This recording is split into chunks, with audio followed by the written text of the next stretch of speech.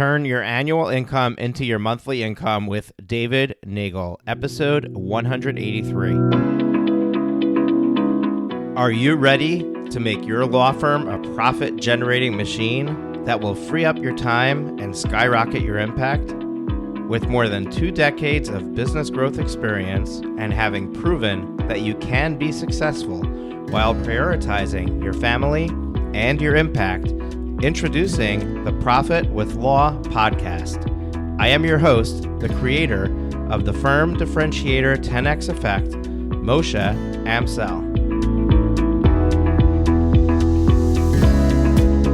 Well, hello and welcome to another episode of the Profit with Law podcast. I'm your host, Moshe Amsel, and I am coming here. It's now a little bit over a week after the Law Firm Growth Summit has ended, and I was blown away by the 3 days that we provided with the Law Firm Growth Summit. Now, I'm not saying that because I'm the host. I could not believe how well we pulled off this event. And it's not me that I'm patting on the back. It is our amazing speakers and our sponsors and the staff here at on my team that has made this happen and has made it truly an amazing experience. And if you missed it, well, that is too bad, because it was probably the best virtual conference that you will have been able to attend in the legal community. Now, there's still some opportunities that you have to participate or make up for lost ground if you missed it completely. So normally I would be doing a solo episode today, but instead I decided that I want to continue the tailwind of this event, and I want to bring you a replay of one of the sessions that we had. So we had a few keynote speakers. One of them is a world-class internationally known coach. His name is David Neagle, and a lot of lawyers that I've come into have coached with him at some point or another. And these are people who are now teaching other lawyers how to be successful and things like that. So he definitely has the goods, and he brought the heat. I mean, he just gave us a session that was mind-blowing, really, really impactful stuff to understand the inner workings of your mind and how to overcome mental barriers to be able to unlock your full potential. And I wanted to share this with you. Now, I want to share it with you for a couple of reasons. Number one, because I want to give you a taste for what we had at the event. Now, if you attended, then you get to review. You get to listen to it again, even if you didn't buy the recordings. But that brings me to number two, which is if you missed the event and you listen to this session, you say, well, if this is the kind of stuff that we had at the event, then maybe this is worthwhile for me to check out. So we have the recordings from the Law Firm Growth Summit 2021 that just ended. Those recordings are on sale right now. All you got to do is go to lawfirmgrowthsummit.com/recordings, lawfirmgrowthsummit.com/recordings, and you can purchase those recordings and start attending those sessions immediately. Now, David Neagle was kind enough to share something with us at when he did his talk. So I'm going to share it with you here. And he gave out the Compassionate Conversion Sales Bundle with accompanying audio teaching and Overcoming Objections worksheet. It gives you a step-by-step method on how to master the sales conversation and significantly increase your conversions. And you can get it by going to compassionateconversion.com. And when you go there, use the promo code GROW, GROW. So we will link that up in the show notes, but if you want to go and download that and sign into that and get it for yourself, it's yours absolutely free. And I'm just going to give David a plug here for that product and share it with you here on the podcast. So what I'm going to do is I'm just going to replay this keynote, let you enjoy it, and appreciate what we had at the event. And once again, you can definitely sign up for the recordings if you missed it by going to lawfirmgrowthsummit.com/recordings. Now, next week, I'll be back with a solo episode once again. We're going to go back to our usual scheduling and programming here on the podcast.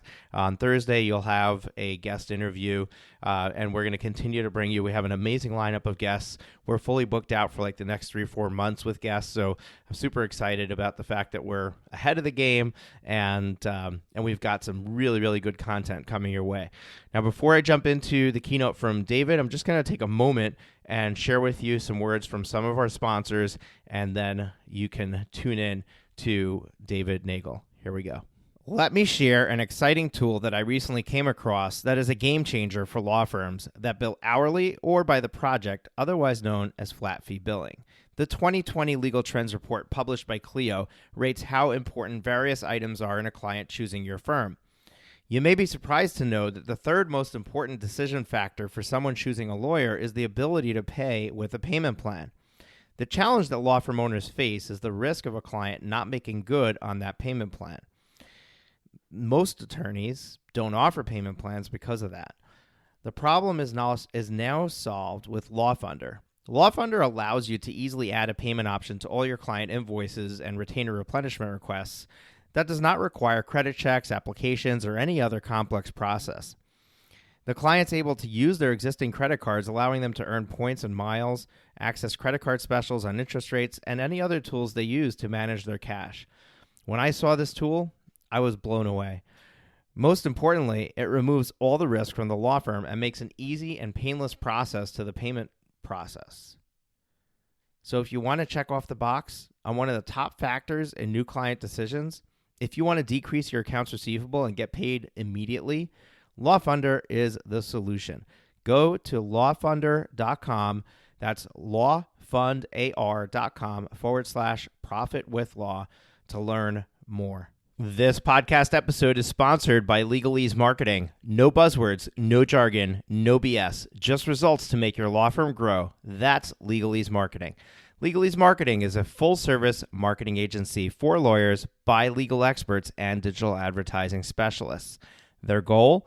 To help your firm stand out in a competitive marketplace with personalized solutions to help your law firm attract the clients you want, backed by the systems to make it all work correctly. Visit profitwithlaw.com/legalese to learn more. This podcast episode is sponsored by Noda, powered by M&T Bank. You went to law school to be a lawyer, not an accountant. Take advantage of Noda, a no-cost IOLTA management tool that helps solo and small law firms track client funds down to the penny. Enjoy peace of mind with one-click reconciliation, automated transaction alerts, and real-time bank data. Visit trustnoda.com to learn more. Terms and conditions may apply. I hope everybody really gets a great benefit from what I'm about to share, but I'd like to ask you to start off by doing something. If you would write down on a sheet of paper the largest income you've ever earned in 12 months, and then look at that number, because here's the question that I have for everybody. How would your life change if your annual income became your monthly income just like that? Like suddenly it just became your monthly income. And the reason that I asked this question, I've asked this question to thousands of people all over the world, is because I had this experience a long time ago in my life. I had no idea what I had done to do it, but it put me on a journey of about 7 years of studying to try to figure out how could this actually happen in a person's life when prior to this happening, there was absolutely no evidence and no logical reason that it should happen. I was a high school dropout. I had 2 years high school. I had no business education, no formal education, and I was struggling tremendously. And all of a sudden, one day, my circumstances changed dramatically, and I knew that I had done something to change it. I just didn't know what I did. When I learned, I decided that I was going to spend the rest of my life teaching other people how to do this. And I learned some pretty astounding things, both from a mindset and from a practical sense and strategy, as to how do you make business move forward, especially in times like we're having right now.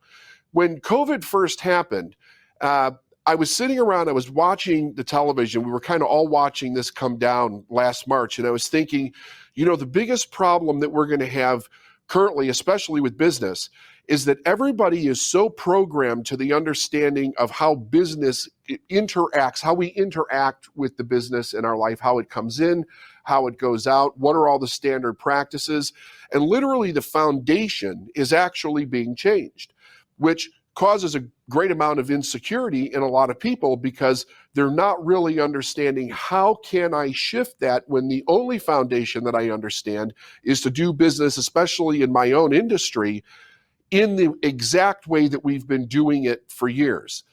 But here's the truth. The truth is that whatever situation shows up in life, there's always a way to move around it or through it.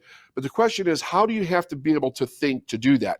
So let me give you a little bit of teaching around something as far as how the mind works so that we can understand this a little bit better. And then I'll get into some practical ideas that you literally can apply. This is called the stick person. It was created in 1934 by Dr. Thurman Fleet, who was working with a bunch of students, and he was trying to teach them the idea of how the conscious mind and the subconscious mind worked and interacted with the actions that we take. And he realized that there was a major problem, that when he started to teach this, nobody had a visual concept to work with. Therefore, it was very difficult. When he would talk about the mind, they were thinking about the brain. The mind is not the brain. But it was extremely difficult and confusing for most people. So let me just give you a short idea of how this works, because I think it'll make a profound difference in your understanding of not only how you think, but to how to change your thinking in order to get the results that you're looking for. So the top part of the head we're going to call the conscious mind, and the bottom we're going to call the subconscious. And of course, this is the body. Here's what the conscious mind can do.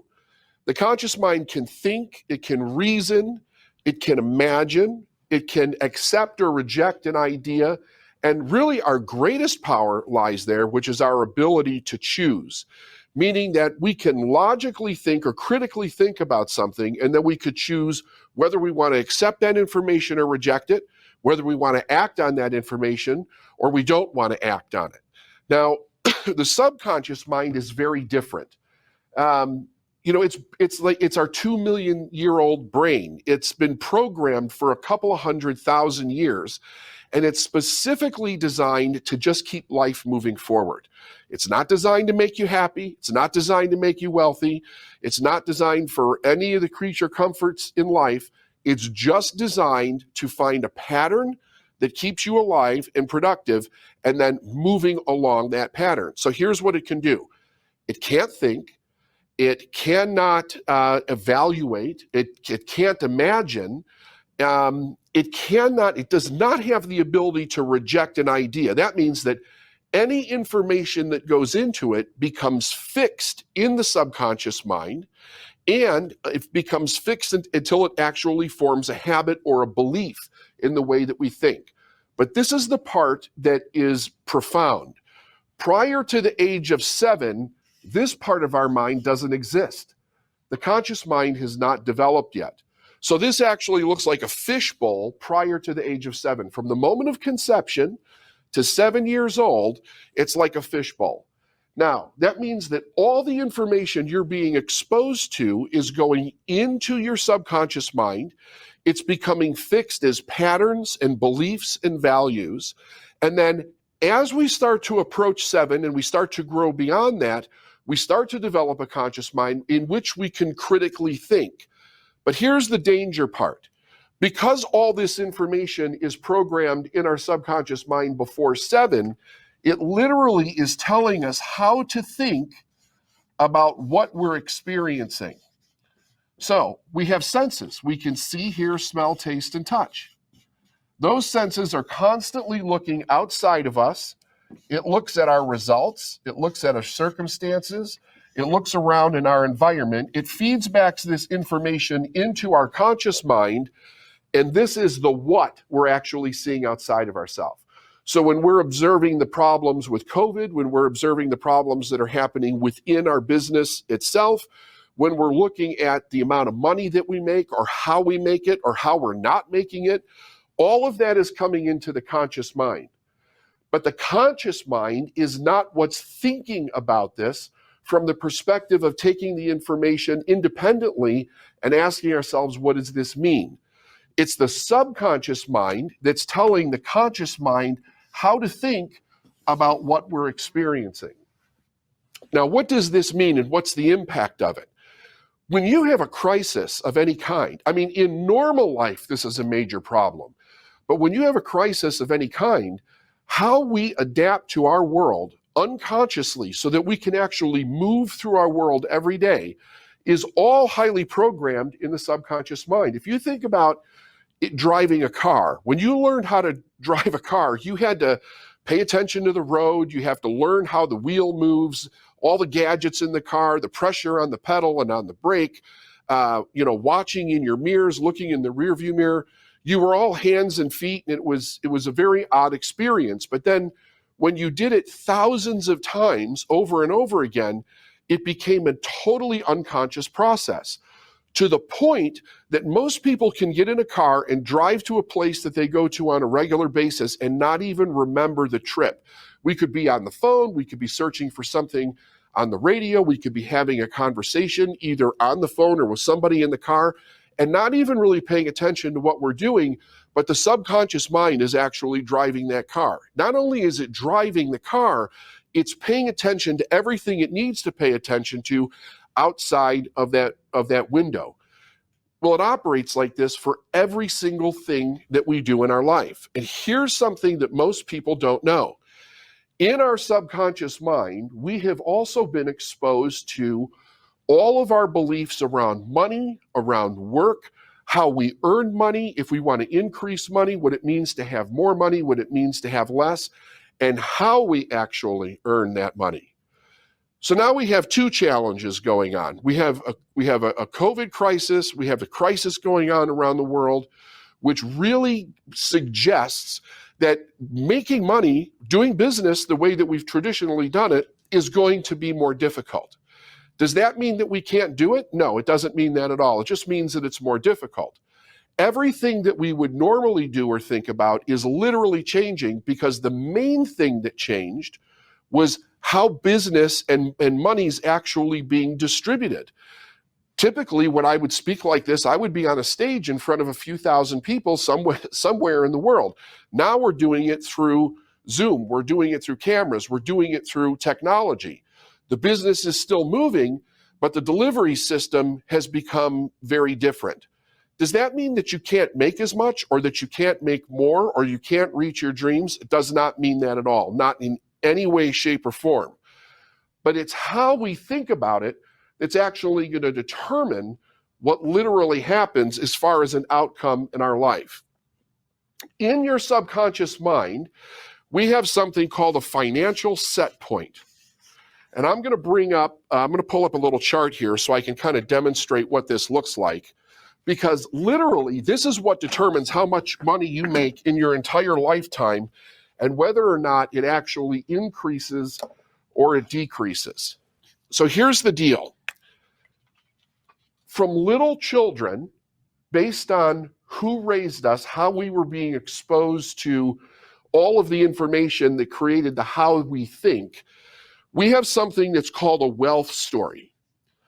A wealth story is specifically how you heard, learned, and were taught about money, about wealth, about income, about people that have a lot of money, about people that don't have a lot of money, and it creates a story in our mind.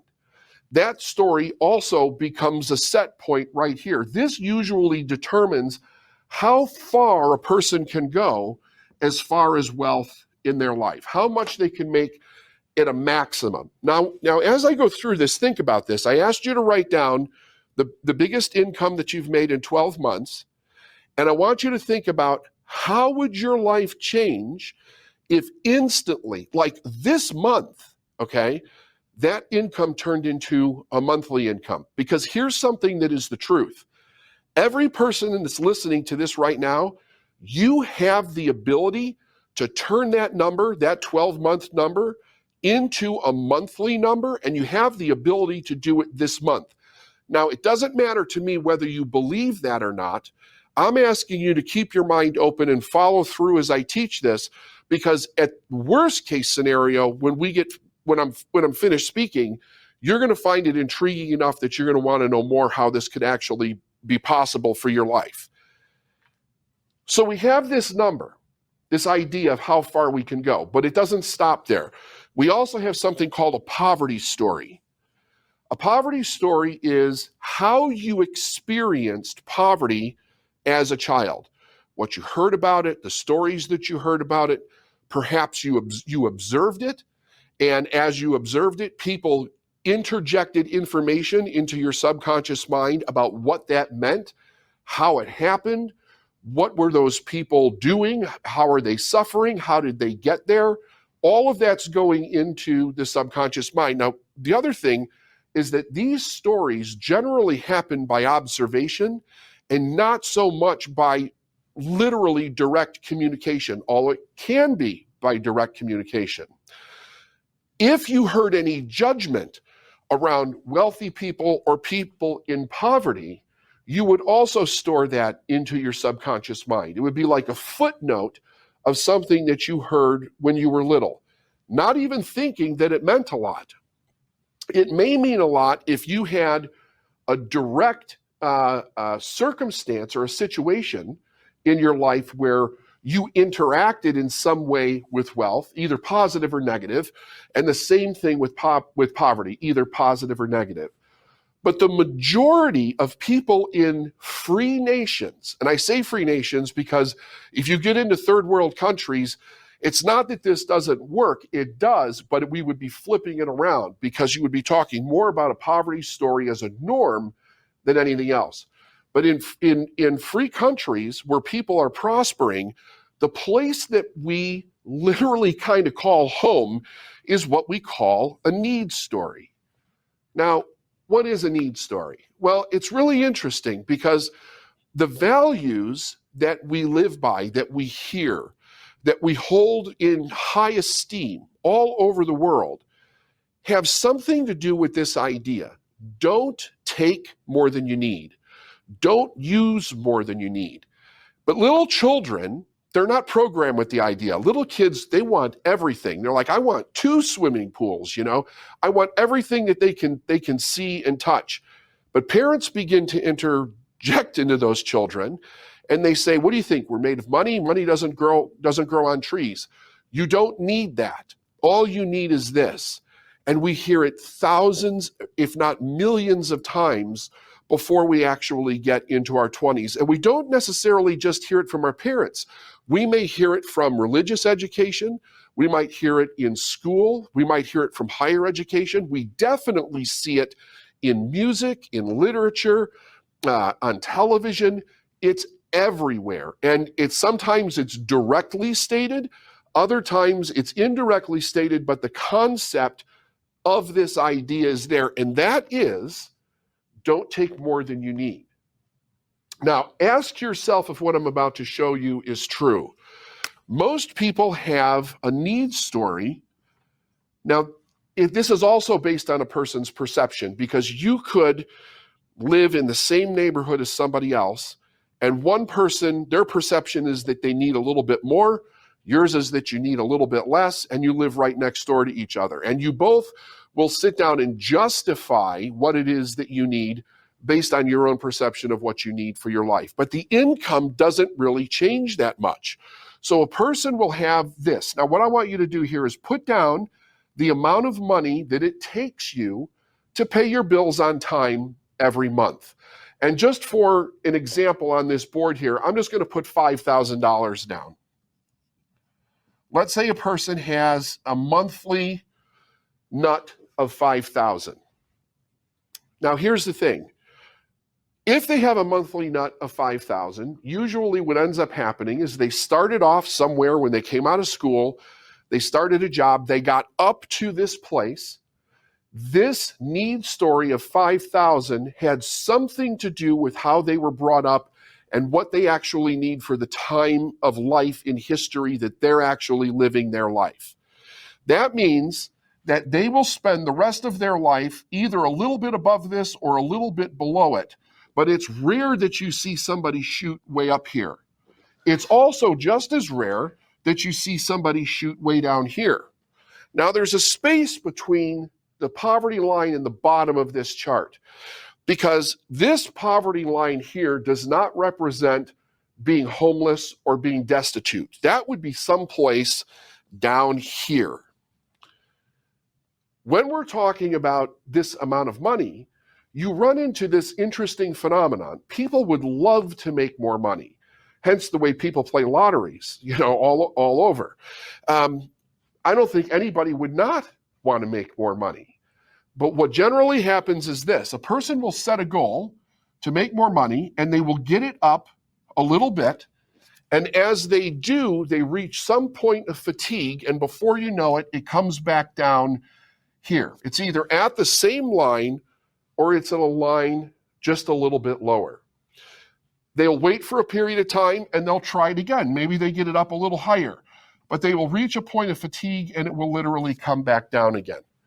So what's the problem that's happening? You might say, well, it's the fatigue. Could be. It definitely could be, because usually when a person has not really understood wealth or how to build it in their life, their principal value for increasing their income is to work harder.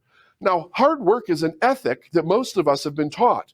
And I'm not saying that hard work is bad, but the interesting thing about making more money is that the more you make, the less hard work actually plays into the picture. You literally, if your only tool in your toolbox is to work harder, you reach a point of diminishing returns because you can't work any harder. And primarily what a person in one way or another is doing is they're trading time for money when they're actually working from this line. Now, every so often we see somebody just smash through this. And even though they smash through it, they reach the same conclusion as somebody who struggles just below it. They'll stay above it for a little bit period of time and they come back down. So now what we want to know is what is actually causing this. So let me clean this up just a little bit. And let me see if I can explain this in this period of time. What is it about this wealth story that would cause a person to literally start to come back down? They're smart, they're intelligent, they know what they're doing, they have a great inspiration in life to be able to break through this, and yet they start off and they only get so far and they come back down. One of the things that I've been hearing for months and months now is the COVID virus. Like, people are trying to get it up, but they hit the limitation of what our current situation is, and it causes them to come back down. So here's what I want to suggest. Anything that you would experience that would cause your income to come back down after you're trying to get it up has nothing to do with what it is that you're experiencing. It has everything to do with what is built into this story that a person is actually avoiding in order to actually break through it. So I'm going to go back to the stick person, and I want to show you something. In our subconscious mind, we have, whether or not we're good or bad, programmed in there.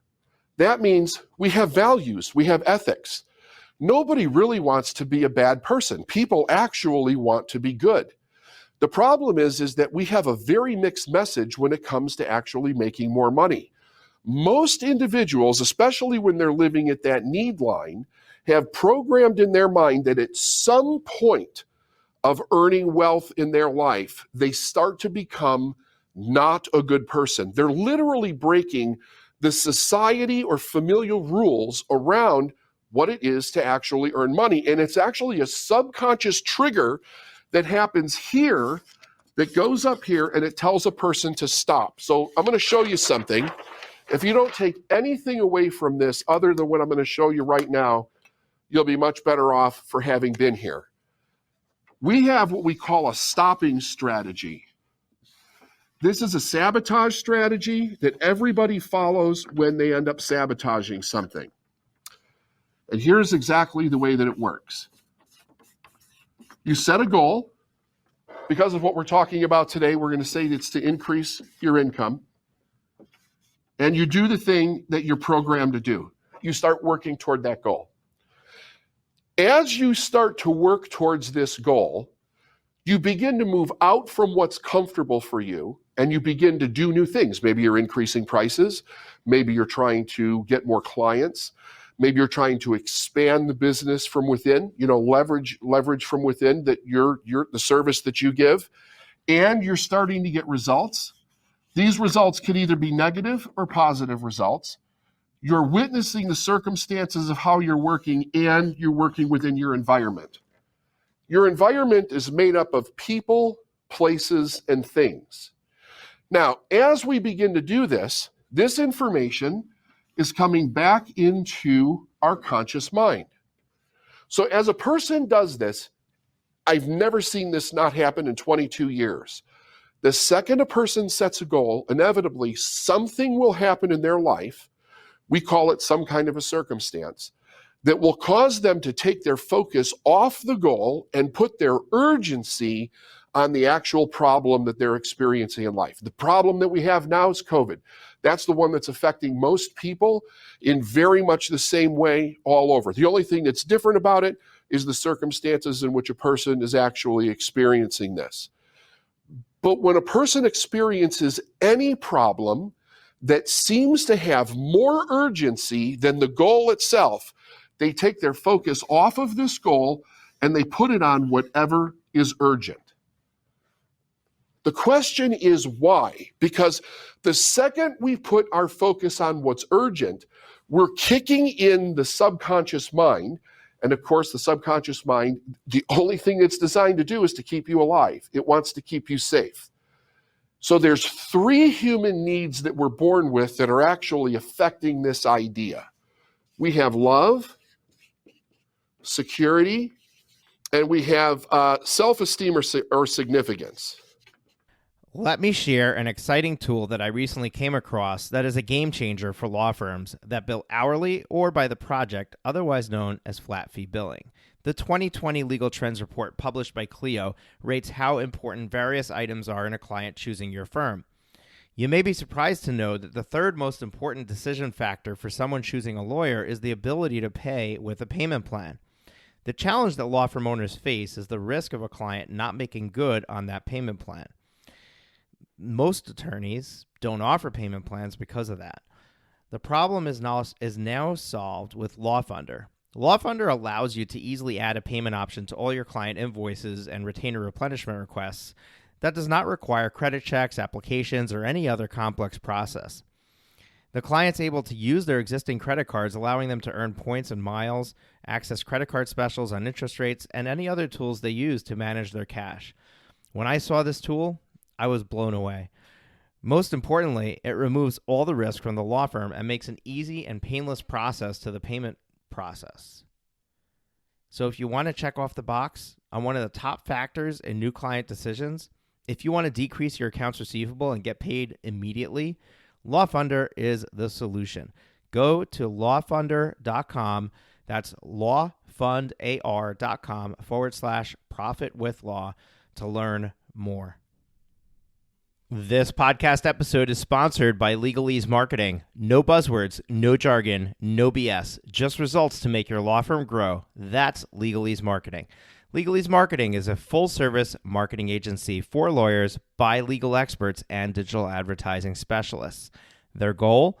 To help your firm stand out in a competitive marketplace with personalized solutions to help your law firm attract the clients you want, backed by the systems to make it all work correctly. Visit profitwithlaw.com/legalese to learn more. This podcast episode is sponsored by Noda, powered by M&T Bank. You went to law school to be a lawyer, not an accountant. Take advantage of Noda, a no-cost IOLTA management tool that helps solo and small law firms track client funds down to the penny. Enjoy peace of mind with one-click reconciliation, automated transaction alerts, and real-time bank data. Visit trustnoda.com to learn more. Terms and conditions may apply. Security is the number one thing from birth that becomes the most important. The reason it becomes most important is because in the early years of our development, if we didn't have a parental figure there, we would die. That's an absolute fact. So nature in its infinite wisdom has built in something into our DNA that causes us to adapt to that problem so that life itself can survive. Not just human beings, but all life operates this way.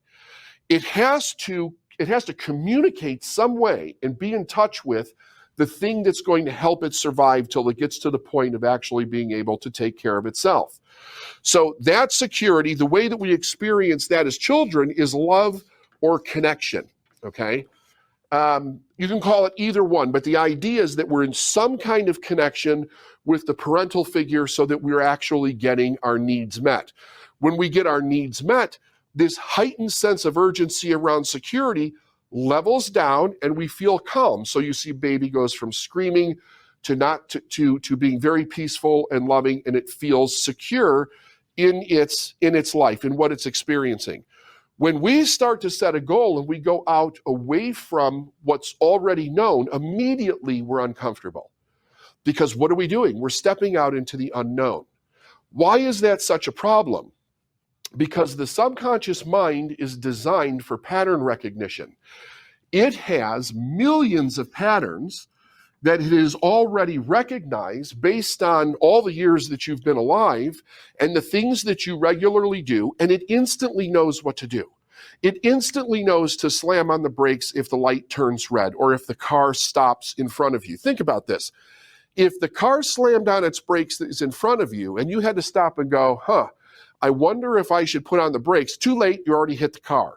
So it has to react instantaneously when this happens, faster than we can consciously think about it, because it's all about preserving life. So when we start to step out away from what's comfortable, we're heightening the idea of security.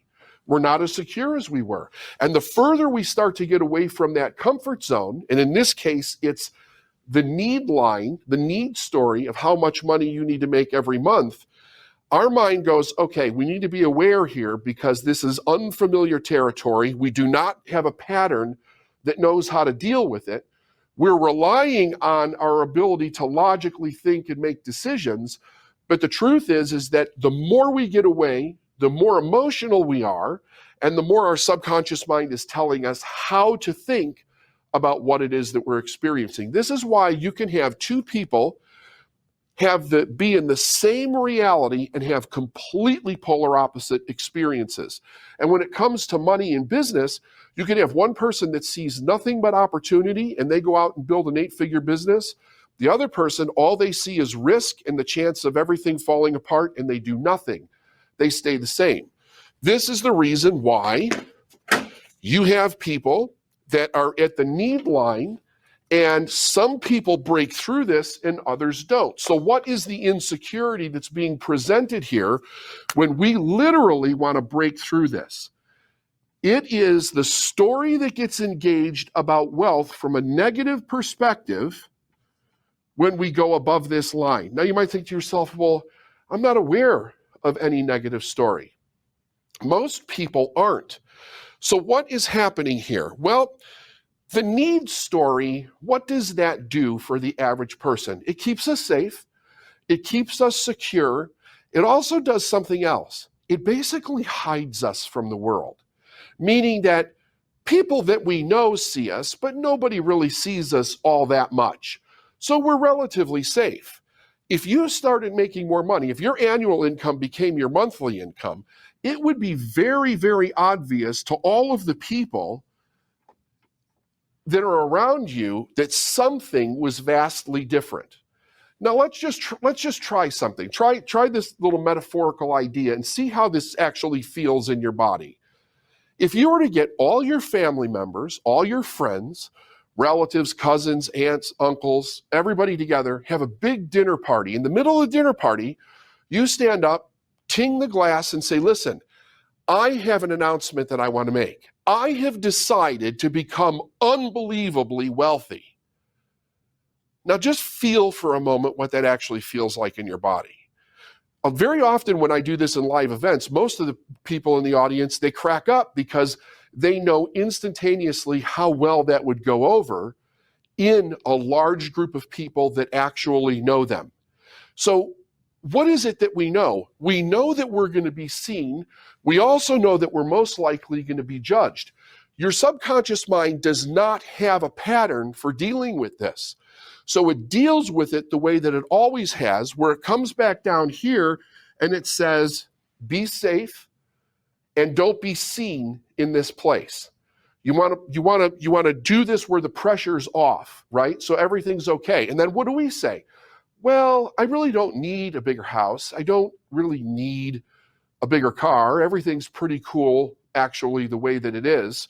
Life's not that bad. And we begin to justify and rationalize to our mind why we're actually stopping. Now, I have always thought to myself, what's really fascinating about that idea is that when you see a person have a failure, you have to understand something that's actually pretty profound about this. Number one, nobody actually fails. Now I'm talking about business. Nobody actually fails. What happens is they quit because they become unresourceful and they don't know how to move beyond the challenges that they're currently having to actually win. So I'm going to show you something. There's a law, it's a universal principle. It's called the law of polarity. It exists throughout the entire universe without question. And this law is responsible for solving more problems. Well, it's basically responsible for solving every problem that we've ever had. Think about this for a second. Just wherever you are, look around. Look at the camera. Look at your computer. Where did it come from? Where did all the things that were created by human beings come from? Well, here's what we know. They first had to be an image in the mind of the person that created them. But where was it before it was an image? It was knowledge that's already in the universe. See, all the knowledge that ever was or ever will be is 100% present in all places at the same time.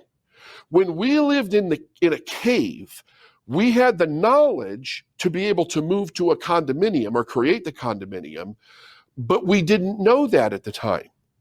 But through the evolution of the human mind, and the more we understand, the more awareness that we get, the more awareness that we get. Because all of that knowledge is already here, we have to understand another principle that will allow you to solve any problem or turn any situation into a dire situation or one that has the potential to lose to something that actually wins. So let's look at this law as it would pertain to money for a moment. This would be the negative side of the law, and this would be the positive side of the law. So again, it's the law of polarity. This would represent poverty, and this side would represent wealth. Now, these are polar opposite sides, but they're polar opposite sides of what? What are we actually working with here? We're working with abundance. The universe is abundant. Everything that we need is abundantly supplied throughout the universe. So when we're experiencing lack of any kind, I'm not saying it's not real to what you're experiencing. It's totally your reality. You know, if you have bills sitting on your desk and you don't have enough in your bank account to pay those bills, that is a reality that you're experiencing. And you would be experiencing this loss somewhere on this side of the line. You're not in abject poverty, but you're experiencing some hardship that has moved you further away from wealth and in the direction of poverty. But here's the wild thing about this law. You have polar opposites of the same thing, abundance. Now look at this. I'm going to hold this marker up. The marker has a left side and a right side. It has a top and a bottom, an up and a down, an inside and an out. Whatever side I am perceiving can't exist without the other side. But the whole thing together is the whole thing. It's complete. Everything in the universe is created in a completeness, right? So I like to say God created everything whole. We have something that no other life form has, and that's an intellect. Our intellect has faculties or factors, and those factors allow us to perceive things in fractions. We can perceive half of something. I can perceive half of this marker. If I took a saw and I cut it in half, I will have successfully divided this marker into two pieces, but in its completeness, it's one. It's one thing. When we're looking at what we call the truth, because when we have a problem, what we really want to know is the truth. We don't want to know just what one side is being represented in our mind, because that's our perception of what it is that we're looking at. If you bring somebody who thinks differently into the same problem, they'll be looking at the problem, but their perception may be completely different. And because their perception is different, it gives them different choices. And if you have different choices, you can get completely different results. So if I'm experiencing this on the poverty side now, and I think to myself, I want to increase my income, but all of the information that I have that I can see with my eyes, with my intellect, is I'm only looking on this side of it. I'm looking at the bills on my desk, not enough money in the bank, not enough clients coming in, or problems within my firm where I can't actually do certain legal proceedings because of the COVID thing. All I'm seeing is what's on this side of this law. But if I think to myself, if I remember, wait a minute, bring the law of polarity in this and let it help you solve this problem. What is it doing? It's showing you that the opposite side over here has to exist at the same time in the same place as this side. In other words, you can't have a problem without a solution at the same time in the same place, because they're connected. Every problem and every solution is connected. You're not looking at two different things. You're looking at two different sides of the same thing. Now, this might kind of rattle your brain for a minute, because our eyes play the illusion that, don't tell me that there's money, because there's no money. Don't tell me there's clients, because there's no clients. That is how we're perceiving it, because we've been so programmed to look at what's wrong with something or why we can't do something, that becomes our reality. And what I've done for 22 years with people is showed them how to think in a way where they can perceive the other side as well, because the other side has to be here. This is where the possibility of you turning your annual income into a monthly income exists. It exists with you. It exists in you. It's in your world right now. And that's why you could actually do it this month, because it's in the same place at the same time. What might keep you from knowing that? Well, maybe certain rules that you have running around your mind. You're assuming, and you've created a belief that maybe people won't spend that much money, or there's not enough of them out there, or there's this problem that you can't get past. All of those things may be true from a statistical perspective, but they're not true in the whole scope of the truth. The other side has to absolutely exist.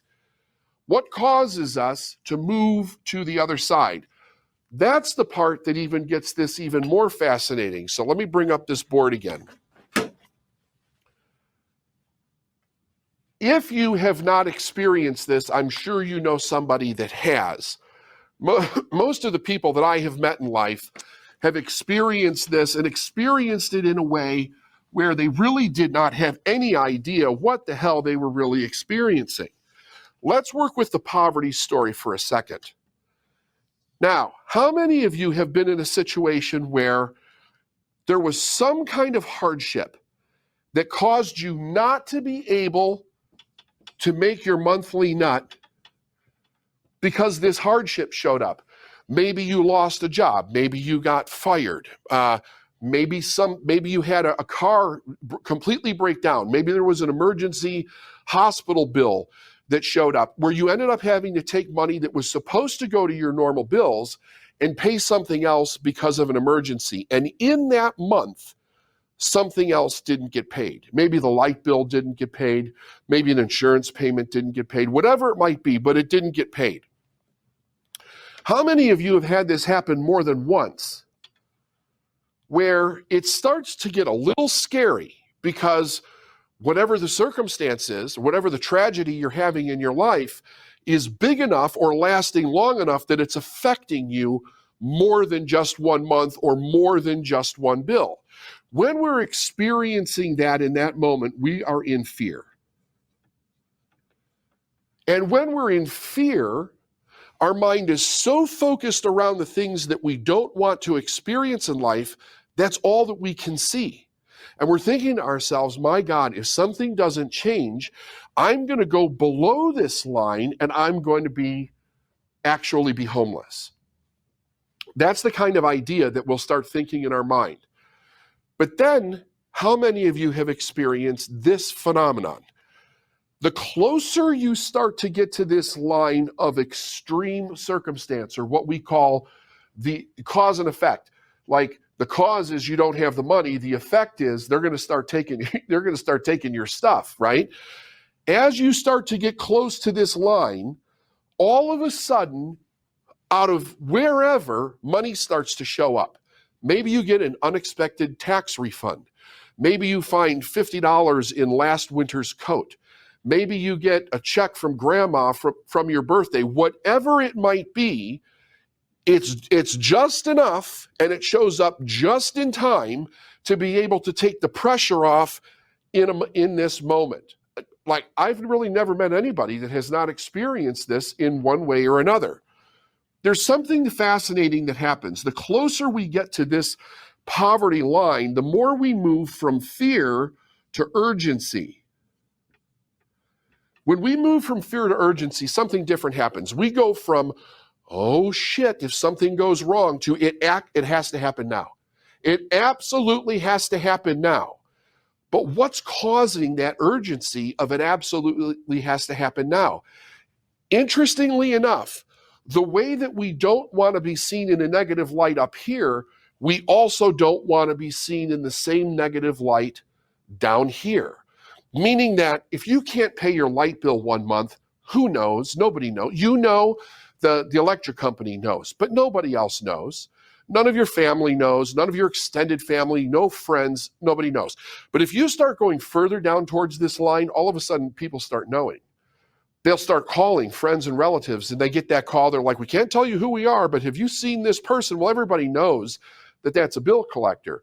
Worst case scenario, they start taking things out of your house, or they actually kick you out of your house. They take your car, like it's real. Real stuff starts happening.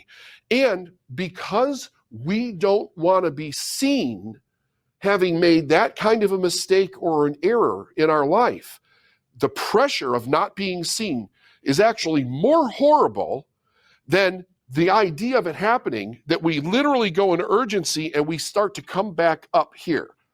It's where we'll go into massive action. It's where we'll take different action. We'll take a chance. We'll make a different choice. It's the place where you're like, that's it, enough. I can't do this anymore. It has to change, and it has to change right now. That's urgency. That's when it starts to come up. So here's the question. The only thing that changed in this scenario was your mindset and the emotional state that you were in the moment. You went from fear, which was kind of paralyzing, to urgency, which moved you into a completely different action very quickly. When that happened, you went from this side of the line to this side of the line. And you did it just like that, instantaneously. You went from not having it, you went from not seeing it, to seeing it, to having it be there, to having that you could actually use it. You could do something with this, because both sides exist at the same time. And this law, by the way, applies to everything. A person can use it for good or bad. We could say this is bad, and we can say that this is good. And very often you'll hear somebody say, well, think positive, right? Something bad happens in a person's life. They end up over here, and they're like, think positive. And you say, I can't see any good in this thing that happened. Maybe you lost somebody, maybe a spouse left, somebody in your family passed away, you lost a pet. You're like, there's nothing good about this. I can't see anything good about it. What's actually happening? You're so emotional about the situation that you're in that it's controlling your entire perception, and you can only see things that are on this side of the line. But generally, when we get some distance from those things and we're not as emotional and we can actually think clear, we can also see what's on the other side of the line. You might be thinking to yourself, well, what are we dealing with if these are the polar opposites of each other? We're dealing with truth. What's the truth? The truth is, we didn't come to this planet or be born and somebody gave us a manual and said, here's the meaning of everything in your universe. Human beings decided how and what to give meaning to. So it is what controls our experience. What controls our experience is the meaning that we give to something. If you want to change the experience that you're having with something, you can change the meaning of that experience, and bam, you instantly change the experience that you're having. You change the meaning, you change the experience. When we're on this side of the line, urgency begins to change the meaning of what we're experiencing, and instantly we go to the other side of the line. I'm telling you, I was broke. I was living, I had my wife and my 2 kids. We were living next door to a crack dealer. My car was repossessed. We were on welfare, had to leave our apartment in the middle of the night to go to a bad apartment because that's the only place that we could go. I got such to a point of urgency that when I hit that point, everything changed. I tripled my income in 30 days. And I was like, what the hell? How could this even be possible? I had no education. There was nothing from the point of view of here's what you need in order for this to be able to happen.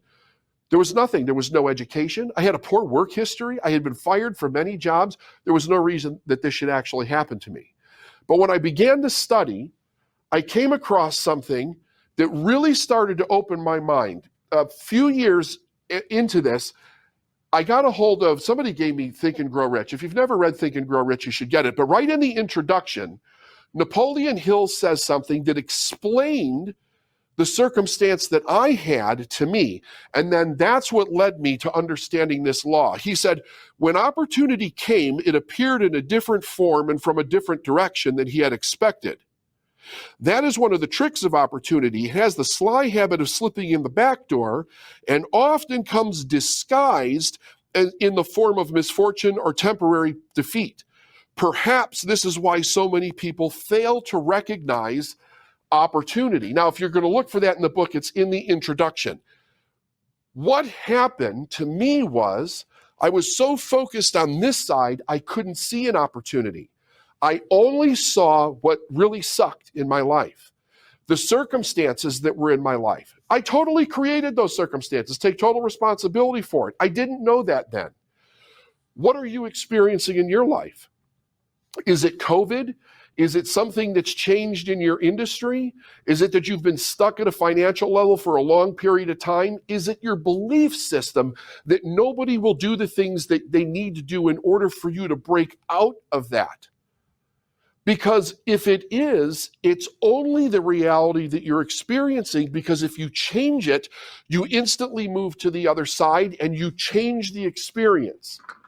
There was another book that I came across. It's called Working with the Law. It's about universal principles, and it's written by Raymond Hollywell. And he said something that really helped me understand how any of this can be true to begin with. He says, true desire represents the urge of life, seeking a fuller expectation of its fulfillment, and it brings to us the ways and the means for its manifestation. The principle explains no desire is felt until the supply is ready to appear, and no mind can be conscious of a need or a desire unless the possibility of its fulfillment already exists. It has to exist. It has to exist. Everything we need is already here. And the greatest, if there was any secret, I don't believe that there's secrets to success, but if there was a secret to success, it's consciousness.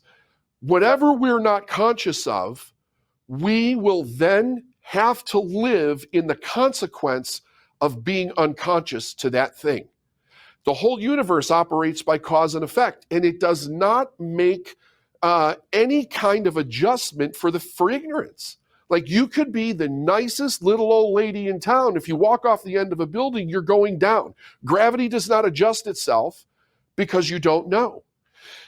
These are laws that are absolutely sound. I've worked with every kind of business you could possibly imagine. It works with every business. And I've taken people that are literally broke and had them earning the equivalent of an annual income in a month and in a very short period of time. There's no reason that you can't do this, but you have to be willing to let go of some of your treasured ideas and beliefs of ways of doing things in order to be able to think to the other side. Now, remember something, because I know some of you are like, well, if it was that easy, everybody be doing it. And that's actually quite a sound statement. In order to even be able to think different about thinking the other side of this law, you have to be able to tolerate a bit of insecurity in your life, a bit of insecurity. A mentor of mine by the name of Leland Van Vanderwall once said that your success is the equivalent of the amount of truth that you can look at in yourself without actually running away. And that's the problem that most people have, because the idea was that mistakes should have been something that we learned to make that were actually good. Because if we don't make mistakes, we don't learn. But we learned very early on in our life, because of the way school is designed, that mistakes are not a good thing. So we become adults, and the one thing we want to do is avoid mistakes. We want to avoid mistakes because we don't want to look foolish. We don't want to look like we don't know what we're doing. Obviously, we don't want to have any nasty consequences of a mistake. But we're talking about here the willingness to step out of being comfortable, where you're stepping into a place where you're uncomfortable in order to be able to live your dreams. Whatever desire that you have inside of you right now, know this truth. It is here for a reason. You wouldn't have it if you couldn't actually experience it in your life. And to be able to experience it, it requires that you make a decision. Now Moshe did something fantastic. We have a free gift that we're actually giving you. It's called the Compassionate Conversion Sales Bundle, which teaches you how to have a conversation with somebody so that they literally will buy in any situation, whether it's COVID or it's a price increase or absolutely anything that could possibly going on in a person's life. It's a different way of having a conversation because it goes to the root, to the heart of a desire in a person. And when you learn how to do it, and it's really easy, your sales go right through the roof. Again, it doesn't matter what the industry is in. So my team is going to also put it in the chat with the promo code for GROW, but you're getting it in your virtual swag bag from Moshe. So I want to thank Moshe for doing that, for supplying everybody with a copy of the Compassionate Conversion Sales Bundle. It will completely change your life, and it will teach you how to take what I've taught today and make it so that you can apply it immediately in your life and start seeing results. If you were to take that program and start right now, you could actually be well on your way by the end of the month of seeing your annual income become a monthly income. Have you been enjoying the show? We sure hope so. To make sure you never miss an episode, be sure to hit the subscribe button in your podcast player app. Next week, we will be back with more valuable resources and ideas on how to break the mold and take your law firm to the next level.